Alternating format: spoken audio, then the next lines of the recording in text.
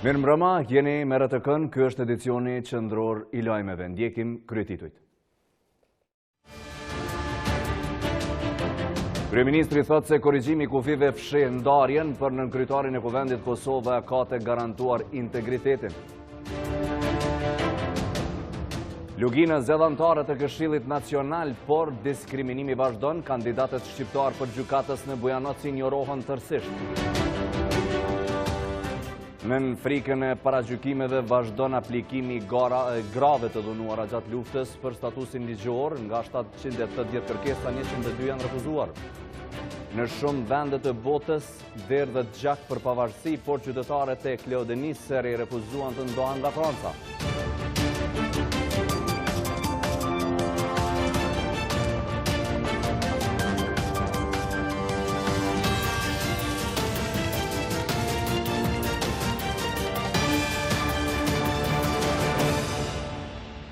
Fillojmë tani me gjërësisht, Kryeministri Ramush Haradinaj deklaroi sot se korrigjimi kufive, demarkimi dhe ideja e shkëmbimit të territoreve janë maskime për ndarjen e Kosovës. Në tubimin më të rinj të AK-s në bogë të Rrugovës, Kryeministri tha gjithashtu se pavarësisht marrëveshjes së arritur në Bruksel, Serbia po pengon antarësimin e Kosovës në organizata ndërkombëtare. Kryeministri I Kosovës Ramush Haradinaj deklaroi në bogë të Rrugovës se pavarësisht marrëveshjes, Serbia po pengon antarësimin e Kosovës në organizata ndërkombëtare.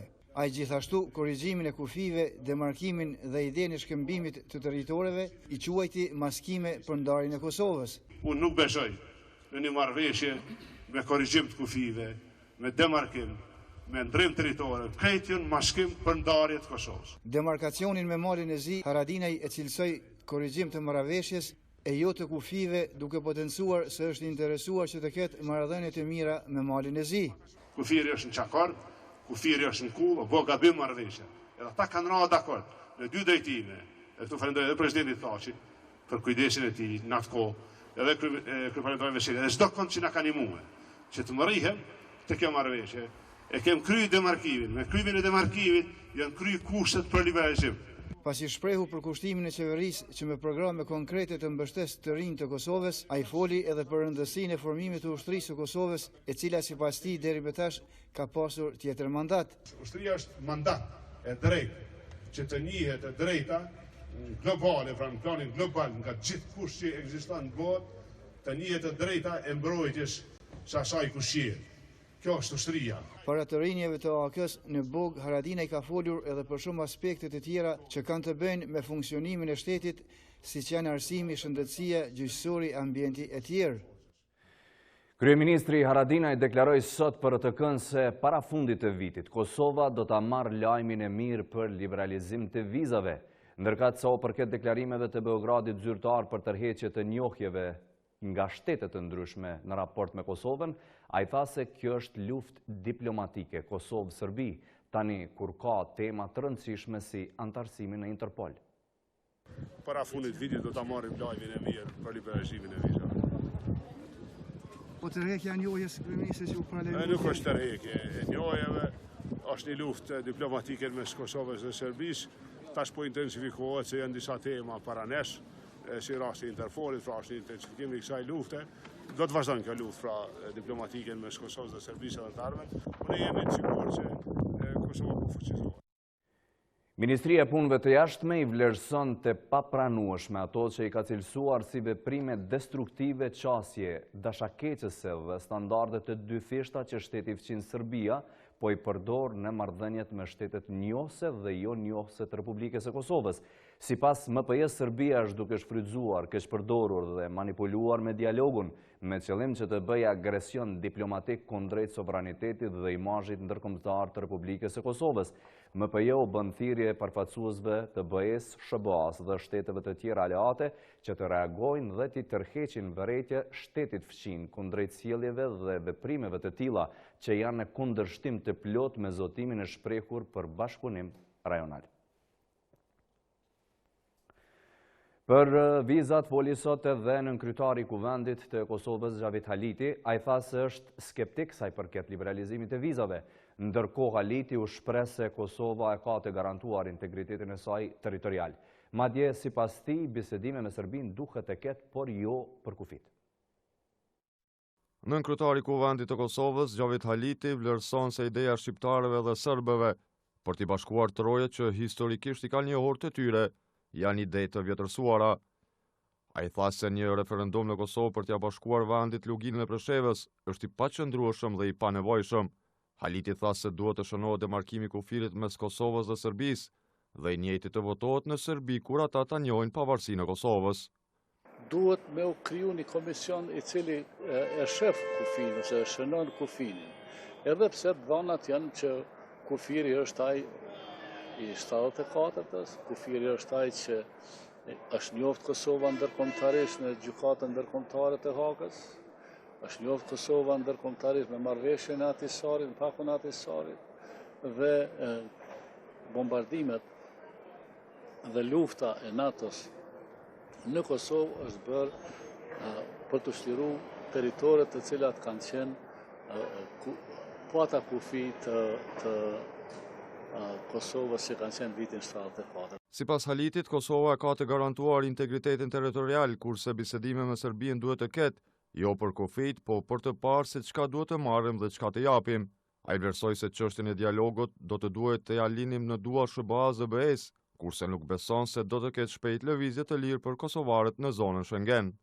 Unë kam qenë skeptik në vazhdimsi sa i përket liberalizimit të vizave. Ne kemi më shumë se 10 vjetë që themi në fund të vitit e kemi liberalizimin e vizave, edhe këtë vit po themi që në fund vitit do ta kemi liberalizimin e vizave, por unë kam dëgjuar përfaqësuesin e BE-s që ka thënë mos saktoni data dhe mos flisni në emër të liberalizimit të vizave dhe mos e garantoni qytetarë, sepse tani po dalim gënjeshtar kur po garantojmë.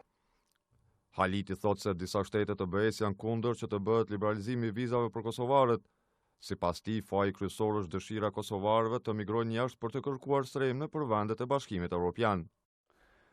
Zëvendës, kryeministri Enver Hoxha deklaroi se Bashkimi Evropian ka premtuar lëvizje të lirë të qytetarëve të Kosovës me plotësimin e kritereve. Ai tha se nëse sot ka hezitim nga disa kryeqytete të Bashkimit Evropian në lidhje me vendimarrjen në këtë proces, pse duhet që Kosova t'i besojë këtij institucioni në dialogun me Serbinë. Kryetari i Vetëvendosjes Albin Kurti deklaroi se ideja e presidentit Thaçi për kufi ka psuar zbatic. Në selin qendrore të kësaj partie në mbledhjen e rregullt me qendrat e vetëvendosjes në Kosovë dhe Mërgat, Kurti ka thënë se Kosova sot ka një nevojë urgjente për zhvillim dhe shtetëndërtim, e jo për kryeministër zhvatës dhe president shtetërrënues. Derisa në Kosovë temë diskutimi ndër të tjera janë edhe kufit në komunat shqiptare në luginën e Preshevës, sot pati zgjedhje. Atje shqiptarët dolën të votojnë për kandidatët e tyre për Asamblenë e Këshillit Nacional Shqiptar. Që në orën 7 të ditës së sotme janë hapur 55 qendra të votimit në luginën e Preshevës, me që rast shqiptarët e kësaj zone do të mund të zgjedhin kandidatët e tyre të preferuar që do t'i përfaqësojnë në Asamblenë e Këshillit Nacional Shqiptar për mandatin 4 vjeçar. Në Preshevë, sipas koordinatorit të zgjedhjeve Agim Ymeri, në vendvotimin numër 16 në fshatin Ashan, është evidentuar mungesa e fletës kontrolluese në hapjen e kutisë votuese, ndërkohë që më pas gjithçka ka shkuar në rregull. Normal në ora 7 janë hapur të gjitha vendvotimet, përpos që në një njësi zgjedhore numër 16 do në fshatin Strezac, ku ka mungu fleta kontrolluese, por në ndërkohë kemi siguruar edhe do thotë edhe aty ka filluar dhe është duke zhvilluar procesi sipas parashikimeve. E në Bujanos nuk është shënuar ndonjë parregullsi. Sipas informacioneve nga terreni, edhe në Medved 6 vendvotimet janë hapur në orën 7 dhe nuk ka parregullsi. Fluksi votuesve në orët e paradites në të trija komunët është i ulët, ndërsa pritet që pas ditës të ketë një rritje të daljes së qytetarëve në zgjedhje. Qytetarët të cilët e shfrytzuan të drejtën e tyre ligjore, pritjet e tyre i kanë që të përmirësohet jeta e shqiptarëve në këtë rajon. Nga këtë zgjedhje pritni diçka më mirë, megjithëse është shumë vështirë me serbët, por se duhet m'ia dalë diçish. Po inshallah bëhet mirë, se ku me ditë, mazar. Procesi zgjedhor gjatë ditës së sotme po monitorohet nga përfaqësues të disa ambasadave të ndryshme të akredituara në Beograd, përfshirë ambasadën e Republikës së Shqipërisë, si dhe nga organizata jo qeveritare. Vendvotimet do të jenë të hapura deri në orën 20. Pavarësisht zgjedhjeve, shqiptarët e luginës së Preshevës vazhdojnë të diskriminohen nga sistemi i drejtësisë në Serbi. Kandidatët shqiptar për gjykatës në gjykatën themelore të Bujanocit janë injoruar nga Këshilli i Lartë Gjyqësor në Beograd, duke u dhënë përparësi vetëm kandidatëve serb. Kjo praktik po vazhdon me vite në Lugin. Në konkursin e publikuar nga Këshilli i Lartë Gjyqësor për një vend gjykatësie në gjykatën themelore të Bujanocit, ndër të tjerë kanë aplikuar edhe 4 kandidatë shqiptar, të cilët i kanë plotësuar të gjitha kushtet formale për të ushtruar detyrën e gjykatësit. Por Këshilli i Lartë Gjyqësor në Beograd, ndonë se cilësohet si organ i pavarur dhe i paanshëm, i ka propozuar Parlamentit Republikan një kandidate serbe nga Vraja, duke injoruar jo vetëm kandidatët shqiptar, por edhe legjislacionin në fuqi, i cili obligon këtë institucion për kujdes të veçantë në përbërjen etnike të vendit ku shpallet konkursi për gjykatës, ashtu që gjykatësi të ditë të paktën gjuhën e shumicës së bashkisë etnike që jeton në atë vend. Ndaj këtij vendimi ka reaguar Këshilli Kombëtar Shqiptar. Në Preshevë dhe Bujanoc, nga popullata e përgjithshme dikun 80% përbëhet nga shqiptarët. Dhe është më së domosdoshëm dhe nevojë që aty të kenë gjykatës shqiptar. Duke ditur se nga 12 që tani ka kjo gjykatë e lartë në Bujanoc, vetëm 3 prej tyre janë shqiptar, ndërsa do duhej të ishte e kundërta. Deputeti i vetëm shqiptar në Parlamentin Republikan të Serbisë, Fatmir Hasani, konsideron të padrejtë propozimin e Këshillit të Lartë Gjyqësor në Beograd, të cilin e ka aprovuar Kuvendi Republikan i Serbisë. Kemi reaguar edhe në Këshillin e Gjithësisë edhe të kryetarja Kuvendit, kurse për matutje do të shohim se si do të reagojë. Evalon Arifi i Këshillit për të drejtat e njerëzit konstaton se refuzimi i kandidatëve shqiptar për gjykatës në Bujanoc është para së gjitha shkelje elementare të drejtave të njerëzit. Si Këshilli për drejtat e njerëzit e kundërshtojmë këtë akt dhe besojmë dhe të kërkojmë nga të gjitha organet relevante për rikthtimin e këtij konkursi për gjykatës në gjykatën themelore të Bujanovcit dhe që të pranohet pa çdo kusht shqiptar. Në gjykatën themelore në Bujanoc, prej 12 gjykatësve, vetëm 3 janë shqiptar. Këshilli i Lartë Gjyqësor, duke refuzuar kandidatët shqiptar për gjykatës, ka injoruar edhe parimet kushtetuese që ndalojnë diskriminimin etnik, si dhe garantimin e pakicave që t'i mundsohet ushtrimi i funksioneve publike dhe përdorimin zyrtar të gjuhës dhe shkrimit shqip. Thuhet në reagimin e KNSH-s, deputetit shqiptar dhe Këshillit të Drejtave të Njerëzit.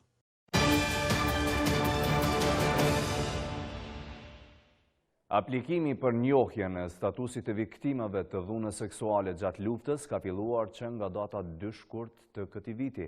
Deri me tani kanë aplikuar mbi 780 raste.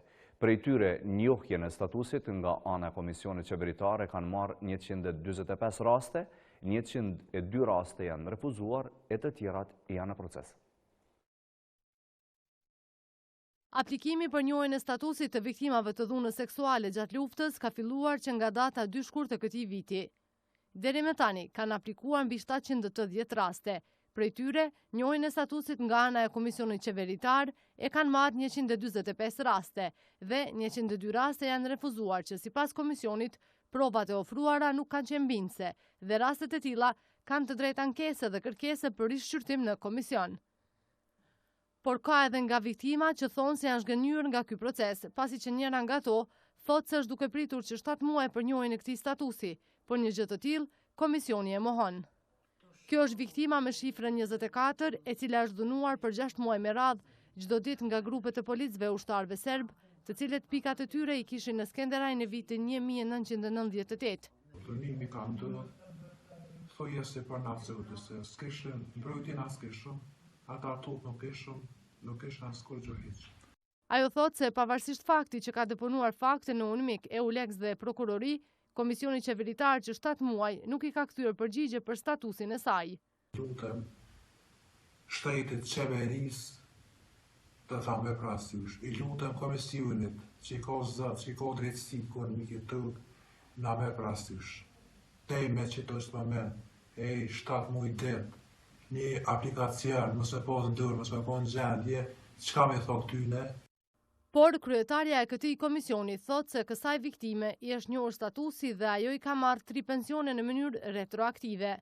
Rasti shifra 24, tashmë që ju ka njohur statusi i viktimës dhunës seksuale, përndryshe është futur edhe në pension, i ka marrë 3 paga të pensionit, domethënë ky rast që është kryer. Unë po them që me përgjegjësi plotë, me kompetencë që çdo gjë ka shkon rregull, komisioni ka bërë punën në mënyrën më të mirë, tu i trajtojnë lëndë më mirë, ne kërkojmë falje prapë për çështjen e vonesë, apo megjithatë ne jemi duke kryer për një qëllim më të mirë, që normal që lëndë në procedurë shërtim po marrin kohë. RTK është duke provuar ta marrë verifikimin nga ana e komisionit dhe transferit nga llogaria bankare e viktimës, për të parë saktë se si po ecën ky proces, për të cilin viktimat kërkojnë ndihmë edhe nga mediat. 2 të burgosur kanë ikur nga burgu i Lipjanit, ndërsa për këtë janë suspenduar 2 zyrtar të burgut. Nehat Faqi, drejtori burgjeve të Kosovës, ka deklaruar se 2 të mitur kanë ikur sot në mëngjes nga burgu i Lipjanit dhe për këtë janë suspenduar 2 zyrtar të këtij burgu.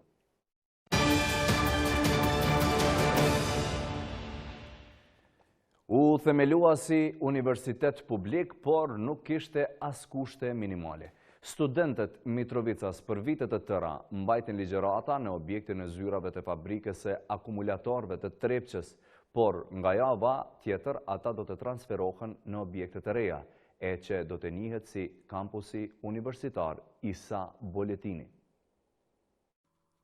Për 14 vjet, studentët Mitrovicas kanë ndjekur ligjëratat në objektin e zyrave të fabrikës së akumulatorëve të Trepçës. Ata thonë se kushtet që ofrohen në këtë objekt nuk plotësohen as minimalisht për ligjërata dhe kryerjen e punës praktike. Kanë munguar edhe për shembull një sallë simulimit që do të na ndihmonte shumë për punën praktike. Edhe për profesorët nuk ishte i lehtë zhvillimi i procesit akademik universitar në objektet e zyrave të fabrikës akumulatorëve të Trepçës. Kushtet të relativisht nuk kanë qenë të volitshme, por sërish ka pas mungesë të laboratoreve. Por këtë vit, gjendja do të ndryshojë tërësisht, pasi studentët e Universitetit të Mitrovicës do të transferohen në objektet e reja. Në kampusin universitar Isa Boletini, përveç kushteve shumë të mira sa u përket hapësirave, do të ketë edhe kabinete për secilin drejtim. Në të ardhmen e afërt do të ketë edhe konvikte e menz. Për studentët e ri që po vinë, do të jetë një plus shumë i madh për shkak të kushteve të mira që janë. Po si kur të ishin konviktet edhe menza, atëherë më mërmendje si do të kishte edhe frekuentim studenta më shumë në Universitetin e Mitrovicës. Në kampusin universitar Isa Boletini në Mitrovic tashmë është bartur stafi administrativ dhe menaxherial. Brenda javës pritet të barten edhe studentët. Është i gatshëm, është pranuar teknikisht, është një ambient shumë i mirë, shumë përfaqësues, ku ofron amfiteatre shumë të mira, zyra, një komunitet shumë të mirë dhe të laboratorëve, dhe një ambient edhe i jashtëm dhe i brendshëm. Në kampusin universitar Isa Boletini në Mitrovic do t'i vijojnë ligjëratat 4.000 student në Fakultetin e Gjeoshkencave, në Fakultetin Teknologji Ushqimore, në Inxhinieri Mekanike dhe Kompjuterike, në Fakultetin Juridik, Ekonomik dhe Fakultetin e Edukimit. Vendimi i Drejtorisë Komunale të Arsimit për ndalimin e organizimit të parambrëmjeve nga ana e nxënësve është përcjell me reagime të shumta në Gjilan. Prindrit dhe qytetarët e mirëpresin vendimin, kurse nxënësit janë të pakënaqur me vendimin. Ditë më parë, RTK në emisionin Udhëve transmetoi hulumtimin sipas secilit gjatë këtyre shëtitjeve nxënësit dehen dhe shumë nga ata dhe konsumojnë lëndë narkotike. Vendimi i Drejtorisë Komunale të Arsimit për ndalimin e parambrëmjeve për nxënësit e shkollave të mesme në Gjilan është përcjell me reagime të shumta nga nxënësit dhe prindrit e tyre. Drejtori i DK-s në këtë komunë ka sqaruar disa prej arsyeve të këtij vendimi. Ne ditë më parë kemi nxjerrë një urdhëresë në kuadër të Drejtorisë Komunale të Arsimit, ku kemi parandaluar, respektivisht kemi ndalu të gjitha organizimet në formë grupore të nxënësve të klasëve të 12-ta, pra që nënkupton se kemi ndalu të gjitha parambrëmjet. Vendimi i Drejtorisë Komunale të Arsimit është mirëpritur edhe nga prindrit dhe përgjegjësit e shkollave. Po, më dëgjon një hap i tillë është shumë i qelluar. Është një hap me të cilin mendoj se po hecim, që ta ruajmë këtë rini, të ruajmë këta fëmijë. Këtë lloj manifestime, parambrëmje, mbrëmje të kësaj natyre, ekskursionet, për mendimin tim janë degeneruese.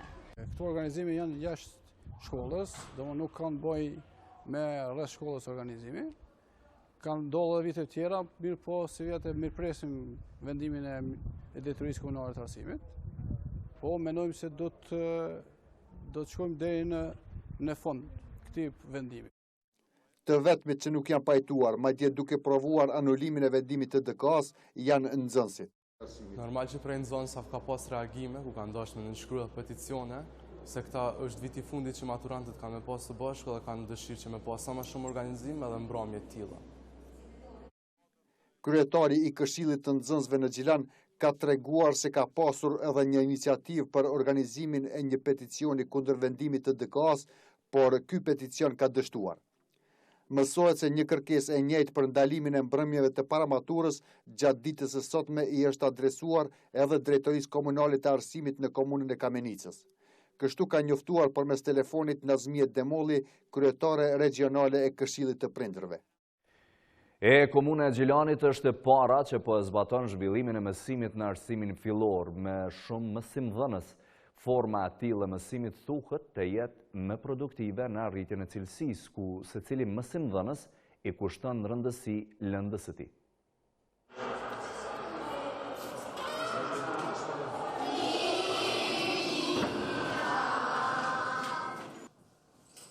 Kjo është mësuesja Vajgjide Gagica, e cila ligjeron lëndën e gjuhës shqipe për nxënësit e klasës së 5. Në këtë orë, ajo po zhvillon njësinë mësimore, Mauhiu dhe Gomari.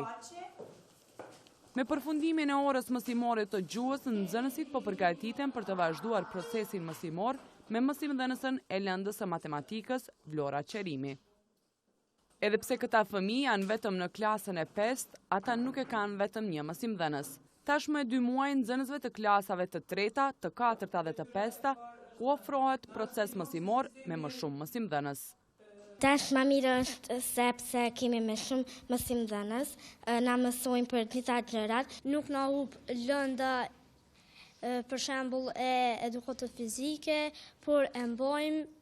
Forma e tillë e mësimit ka krijuar lehtësira edhe për mësimdhënësit e shkollës fillore Selami Hallaçi në Gjilan. Tani bëj përgatitje për 2 lëndë dhe ana profesionale është ngritur duke hulumtuar në për libra të ndryshme. Skeptikët më të mëdhenj para fillimit të zbatimit të këtij pilot projekti ishin prindërit. Tash secili mësimdhënës punon ashtu çysh e përgatit lëndën e vet, noton aq sa e meriton nxënësi. Unë po besoj që ka me qenë një ngritje cilësisë. Pilot projekti i zhvillimit të mësimit me më shumë mësimdhënës në arsimin fillor po realizohet me iniciativën e Drejtorisë Komunale të Arsimit në komunën e Gjilanit. Këtë brainstorming e kemë bë mes Drejtorisë Komunale të Arsimit, Universitetit Kadrizeka dhe Gizit Gjerman.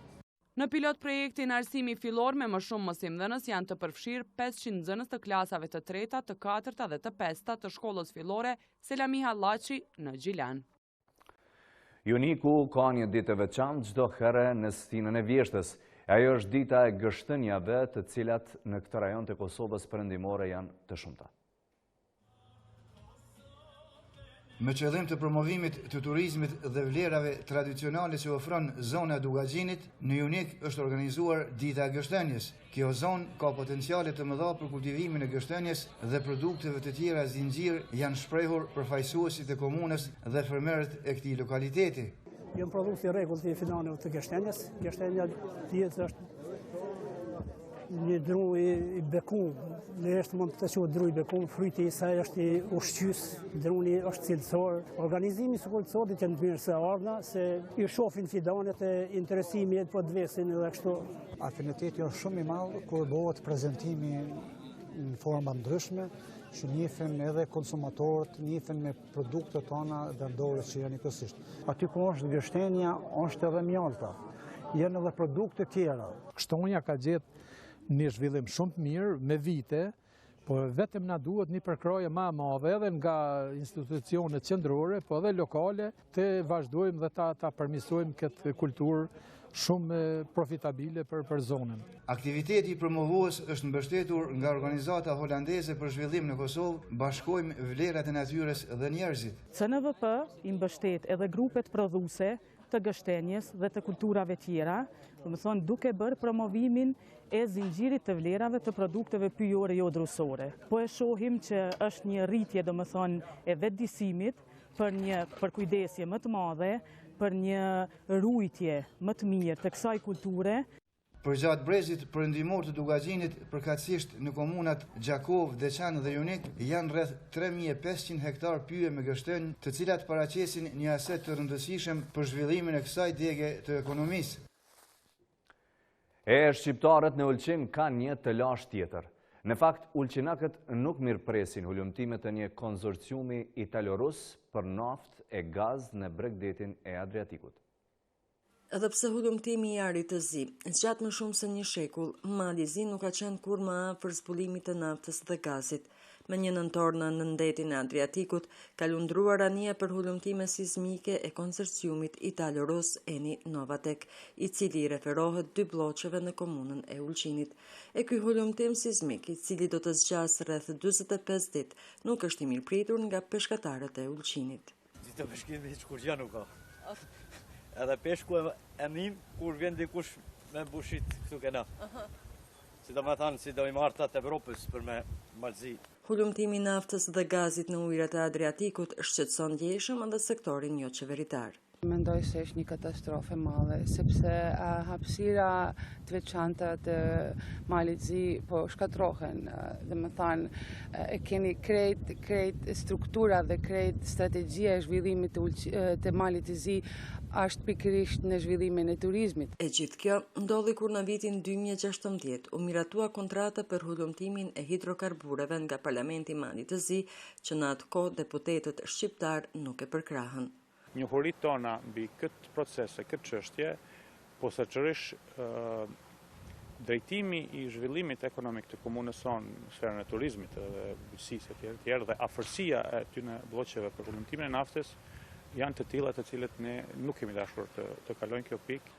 Nga qeveria malazese, këtë e cilësojnë si një mundësi të mirë për fillimin e një periudhe të re në industrializimin e vendit dhe zhvillimin e ekonomisë, pasi që të ardhurat nga 62 në 68% i takojnë malit të zi, dhe të dhënat e hulumtimit sismik nga konsorciumi italo-rus Eni Novatek ka apo nuk ka naftë. Do të dihen në dhjetor ku do të definohen edhe lokacionet për hapjen e puseve të reja të naftës që planifikohet në fund të vitit 2019. Vatikani kremton me madhështi jubileun e madh të 90 vjetorit të kardinalit shqiptar, princit botëror të krishterimit, eminencës së tij të lartë Ernest Troshan Simonit, në ceremoninë zyrtare në katedralen e madhe të Italisë, Nata Maria del Fiore, ku mori pjesë edhe presidenti Shqipërisë Ilir Meta. Mediat italiane transmetuan direkt këtë ceremoni. Enkas për këtë ngjarje të rëndësishme raporton gazetari i RTS-s Ferdinand Samargji. Katedralja Santa Maria del Fiore, Firenze. Në këtë katedrale sot do celebrohet mesh për 90 vjetorin e ditëlindjes kardinalit ton shqiptar Ernest Troshan Simoni. Në omëlinë e mesës së shtetit organizuar me këtë rast, kardinali i Firenzes Giuseppe Bertoli tha se vllai im me Krishtin, Ernest Troshan Simoni, është sot për gjithë ne dëshmia më e gjallë e rrugës së Krishtit, martiri vetmohimit dhe pavdeksisë. Mes emocionesh, kardinal Giuseppe Bertoli i tërzoi mirënjohjen që Ati Shenjtë Papa Francesku ka dekretoar me këtë rast për kardinalin ton. Është një nder i madh, tha presidenti i Republikës, të marrë pjesë në këtë meshë solemne. Ne shqiptarët jemi me fat që kemi një kardinal si eminenca e tij Ernest Troshani, i cili është dëshmia më e fortë e fuqisë së Zotit në emër të vlerave më të mira njerëzore, krishtare dhe kombëtare.